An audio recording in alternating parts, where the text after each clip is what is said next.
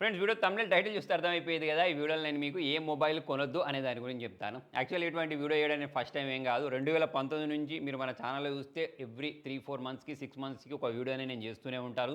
దాని తర్వాత చాలా బ్రాండ్స్ అనేవి కాల్ చేస్తూ ఉంటాయి. మా బ్రాండ్ గురించి నెగెటివ్ ఎందుకు చెప్పారు, ఆ వీడియోని తీసేయమని చెప్తూ ఉంటారు. నేను తీయను. దాని కారణంగా వాళ్ళు రివ్యూ యూనిట్స్ పంపించరు. సో ఇది రెగ్యులర్‌గా జరుగుతూ ఉంటుంది.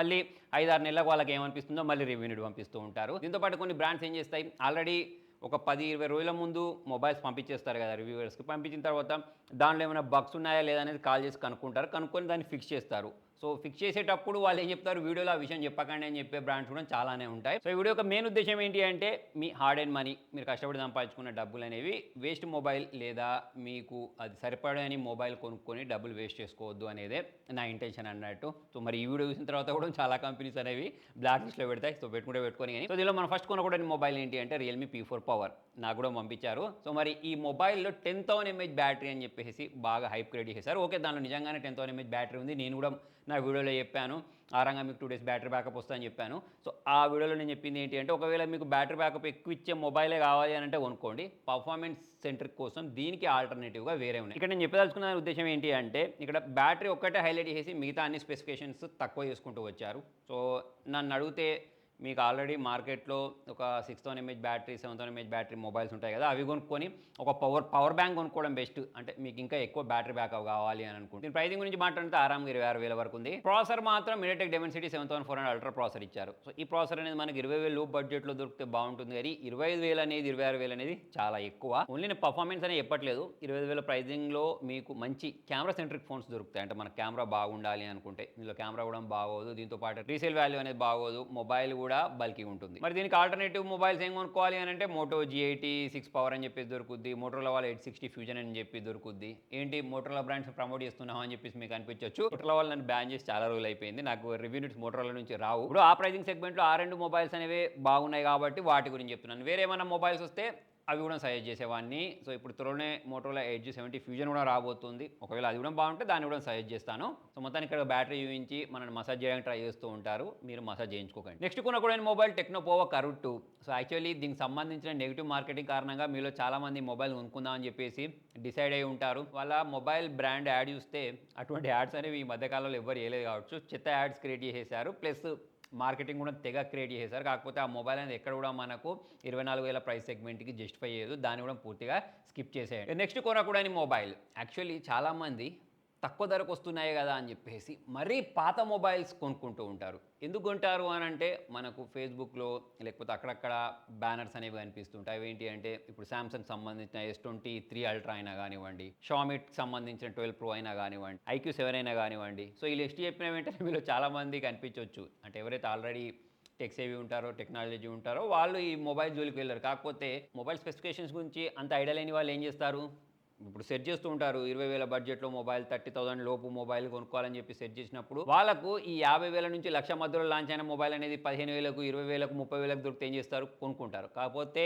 ఇటువంటి మొబైల్ జోలికి వెళ్ళకండి. సో ఇటువంటి మొబైల్స్లో సాఫ్ట్వేర్ అప్డేట్స్ రావు. అప్డేట్స్ వచ్చినా సరే హీటింగ్ ఇష్యూస్ ఉంటాయి, బ్యాటరీ డ్రైన్ ఇష్యూస్ ఉంటాయి. మళ్ళీ మీరు ఒకవేళ రీసేల్ చేయాలి అనుకుంటే మీకు ఆ మొబైల్ అనేవి సేల్ అవ్వవు. స్నాప్డ్రాగన్ 8 Gen 1, 8 Gen 2 అట్లా మీకు కనిపిస్తాయి దానిలో. కాకపోతే ప్రాసెసర్స్ అనేవి ఓల్డ్ అయిపోయాయి. దాని బదులు ఇప్పుడు మీకు మిడ్ రేంజ్ సెగ్మెంట్లో దొరికే మొబైల్స్ కొనుక్కోవడం బెస్ట్. చెప్పదలుచుకున్న ఉద్దేశం ఒకటే, డిస్కౌంట్ చూసి మోసపోకండి, ఓల్డ్ మొబైల్స్ని కొనుక్కోకండి, అవి మీకు పనిచేయవు. ఇక దీంతో పాటే మిడ్ రేంజ్ సెగ్మెంట్లో ఓవర్ హైప్డ్ మొబైల్స్ కొన్ని ఉంటాయి. సో దానిలో రీసెంట్గా లాంచ్ అయిన ఒప్పో రెనో 15 అయినా కానివ్వండి, రియల్మీ వాళ్ళ 16 Pro Plus అయినా కానివ్వండి, రెడ్మీ నోట్ 15 Pro అయినా కానివ్వండి, మోటోరోలా వాళ్ళ సిగ్నేచర్ మొబైల్ అయినా కానివ్వండి, వీటన్నిటి ప్రైస్ అనేది మనకు ఆల్మోస్ట్ 40 నుంచి 45,000 ప్రైస్ సెగ్మెంట్లో పెట్టారు. అయితే ఇటువంటి సెగ్మెంట్ మొబైల్స్ గురించి మనం మాట్లాడినట్టయితే, లాస్ట్ ఇయర్ వాళ్ళ మొబైల్ ఏ ప్రాసెసర్ ఇచ్చారో ఏం అప్గ్రేడ్ లేకుండా సేమ్ ప్రాసెసర్ తీసుకొచ్చి మళ్ళీ అదే ప్రాసెసర్ తోటి మొబైల్ లాంచ్ చేస్తూ ఉంటారు. వీళ్ళ కెమెరా మార్కెటింగ్ అనేది ఫేక్ ఉంటుంది. ప్లస్ అప్డేట్స్ కూడా మీకు ఓన్లీ 2 years పాటే వస్తాయి. ఓవరాల్ చూసుకున్నట్టయితే ఫ్లాగ్షిప్ ప్రైస్కి మనకు మిడ్ రేంజ్ పర్ఫార్మెన్స్ అనేది దొరుకుతుంది. మీరు ఒకవేళ కొనుక్కోవాలి అనుకుంటే ఇంకొక 5,000 రూపాయలు యాడ్ చేసేసి ఫ్లాగ్షిప్ కిల్లర్ మొబైల్ వైపుకైనా వెళ్ళిపోండి.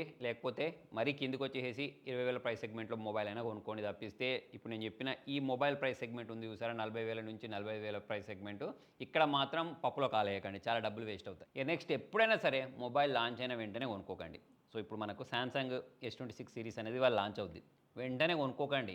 ఓకే, నా దగ్గర చాలా డబ్బులు ఉన్నాయి, ఏం చేయాలో అర్థం కావట్లేదు, లేకపోతే నాకు డబ్బులు అసలు మ్యాటరే కాదు అని అనుకునే వాళ్ళు కొనుక్కోవచ్చు. కానీ లాంచ్ అయిన వెంటనే కొనుక్కోకండి. ఇప్పుడు రీసెంట్గా లాంచ్ అయిన వివో V70 సిరీస్ అయినా కానివ్వండి, ఐక్యూ వాళ్ళు రీసెంట్గా 15R తీసుకొచ్చారు, దానైనా కానివ్వండి, ఇవాళ లాంచ్ అవ్వబోయే సామ్సంగ్ S26 సిరీస్ అయినా కానివ్వండి, నథింగ్ వాళ్ళు త్వరలో లాంచ్ చేయబోయే నథింగ్ 4A సిరీస్ అయినా కానివ్వండి, ఏ మొబైల్స్ అయినా సరే లాంచ్ డే అస్సలు కొనుక్కోకండి. ఇప్పుడు మనం ఒప్పో రెనో 15 గురించి మాట్లాడాలనుకోండి, దీనిలో యూజ్ చేసిన ప్రాసెసర్ అనేది 20,000 ప్రైసింగ్లో దొరుకుతుంది. ఇప్పుడు మోటోలో సిగ్నేచర్ గురించి మాట్లాడాలనుకోండి, దాని బదులు OnePlus Nord 4 కొనుక్కోవడం, నథింగ్ ఫోన్ 3A కొనుక్కోవడం బెస్ట్. లేదంటే ఇంకొంచెం డబ్బులు యాడ్ చేసి OnePlus 13R కూడా దొరుకుతుంది. ఇప్పుడు సామ్సంగ్ వాళ్ళు సామ్సంగ్ S24 అల్ట్రా లాంచ్ చేసినప్పుడు 1,30,000 ఉండే, దాని తర్వాత 75,000కి సేల్ చేశారు. OnePlus 12 మొబైల్ అనేది లాంచ్ అయినప్పుడు 70,000 రూపాయలు ఉండే, దాని తర్వాత 55,000 రూపాయలకు సేల్ చేశారు. రియల్మీ GT60 మొబైల్ ఈ 36,000కి లాంచ్ చేసి దాని తర్వాత 26,000కి సేల్ చేశారు. సో ఒక మొబైల్ కొనుక్కోబోయే ముందు నేను చెప్పిన విషయాలు పక్కా గుర్తుపెట్టుకోండి. ఫస్ట్ ఇది 3 సంవత్సరాల కంటే పాత ఫ్లాగ్షిప్ ఫోన్ అస్సలు కొనుక్కోకండి, ఎందుకంటే దాని తర్వాత మీకు అప్డేట్స్ రావు. సెకండ్ ఇది ఎప్పుడైనా సరే లాంచ్ డే రోజు మొబైల్ని కొనుక్కోకండి.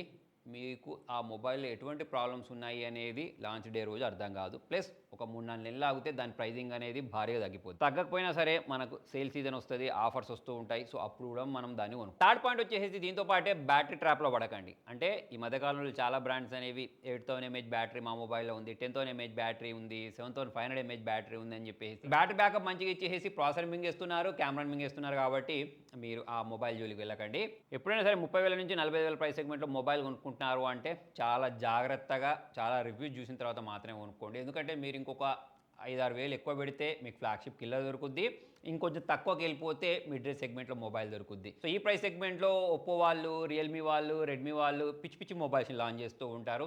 వాళ్ళు ఇచ్చే ప్రాసెసర్ అనేది మనకి 20,000 ప్రైస్ సెగ్మెంట్లో దొరుకుతూ ఉంటుంది. కాబట్టి కొంచెం జాగ్రత్తగా ఉండండి. నెక్స్ట్ పాయింట్ వచ్చేసి ఇంతకుముందు చెప్పినట్టు మొబైల్ లాంచ్ అయిన 60 డేస్ వరకు మొబైల్ని కొనుక్కోకండి. ప్రైజింగ్ అనేది 5,000 నుంచి 15,000 వరకు డ్రాప్ అయిపోతుంది. ఒకవేళ మీ ప్రైస్ సెగ్మెంట్ అనేది 20,000 దగ్గరలో ఉంటే కన్ఫ్యూజ్ అవ్వకుండా ఐక్యూ మొబైల్స్ తీసుకోవచ్చు, పోకో మొబైల్స్ తీసుకోవచ్చు, రియల్మీకి సంబంధించిన కొన్ని మొబైల్స్ బాగుంటాయి, మోటోలో మొబైల్స్ బాగుంటాయి, నథింగ్ మొబైల్స్ బాగుంటాయి. సో ఫ్రెండ్స్, ఈ వీడియో చూసిన తర్వాత కూడా మీకు ఇంకా కన్ఫ్యూజన్ ఉంటే ఏ ప్రాసెసర్ ఉండే మొబైల్ అనేది ఏ ప్రైజింగ్లో తీసుకోవాలి అనే దానికి సంబంధించిన వీడియో అనేది నేను నెక్స్ట్ చేస్తాను. దానికోసం మీరు కింద కామెంట్లో ఎస్ అని టైప్ చేయండి. మరి ఇంకా ఏమైనా మేము పాయింట్ మిస్ చేస్తుంటే కింద కామెంట్లో రాయండి. దీంతో పాటే రిచ్ ఉన్న పీపుల్స్, పూర్గున్న పీపుల్స్ ఎటువంటి మొబైల్స్ కొంటారు అనే దానికి సంబంధించిన వీడియో కూడా చేశాను. ఆ వీడియో అనేది ఐ బటన్లో ఇస్తాను, అక్కడ నుంచి అయితే మీరు చూడొచ్చు. లాస్ట్ ఫైనల్గా ఇక అందరూ చేసుకున్నట్టు మనం కూడా టెలిగ్రామ్ ఛానల్ ప్రమోషన్ చేసుకోవాలి కదా. మీకు ఏదైనా మొబైల్ అనేది తక్కువ ధరకు దొరికితే అది మీకు తెలియాలి అంటే టీటీటీ లూట్స్ అని ఉంటుంది, లేదా తెలుగు టెక్ టు డీల్స్ అని చెప్పేసి 2 ఛానల్స్ ఉన్నాయి. మీరు దేనిలోనే జాయిన్ అవ్వచ్చు. QR కోడ్స్ అనేవి ఇక్కడ డిస్ప్లే చేస్తున్నాను.